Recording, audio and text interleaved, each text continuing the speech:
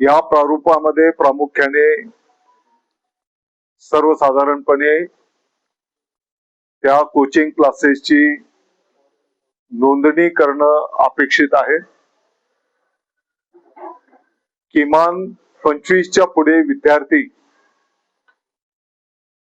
म्हणजे ज्यांच्याकडनं शुल्क आकारणी करून फी घेऊन शिकवलं जात आहे अशा सर्व क्लासेसच्या साठी हे बंधनकारक असणार आहे.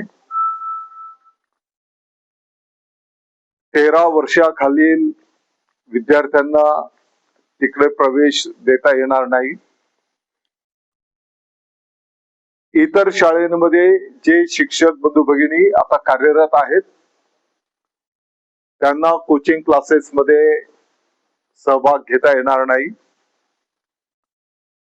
शाळा महाविद्यालयाच्या आवारामध्ये हे कोचिंग क्लासेस चालवता येणार नाहीत. बऱ्याच ठिकाणी आपण पाहतो की फसव्या जाहिराती दिल्या जातात आणि मग अशा खोट्या फसव्या जाहिराती त्या ठिकाणी देता येणार नाहीत. एखाद्या पालकाला जर आपल्या विद्यार्थ्याला त्या क्लासेस मधनं विड्रॉल करायचं असेल, त्या विद्यार्थ्याला त्या क्लासेस मध्ये जायचं नसेल तर त्याच्या शुल्क परताव्याची पण तरतूद त्या ठिकाणी ठेवण्यात आलेली आहे.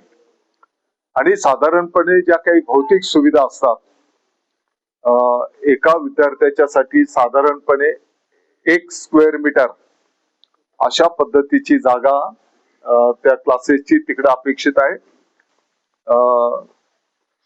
जे कोण या उल्लंघन करेल, काही लहान बाबींचं उल्लंघन केलं तर साधारणपणे 1 लाखाच्या पासून तर 5 लाखाच्या पर्यंत दंडाची आकारणी तिकडे केली जाईल. परत जर अशाच पद्धतीचं उल्लंघन केलंय सूचना केल्याच्या नंतरही तर 5 लाख ते 10 लाखाच्या पर्यंत दंडाचे प्रावधान तिकडे ठेवलेलं आहे. आणि काही गंभीर बाबींचं जर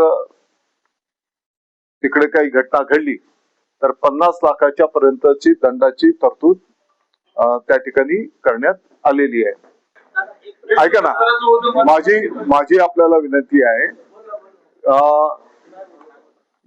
या विषयाच्या संदर्भामध्ये विद्यार्थ्यांचं हित, पालकांचं हित आणि गेल्या अनेक वर्षांच्या पासून या संदर्भामध्ये पालकांना अपेक्षा होती की असं काहीतरी कायदा आला पाहिजे.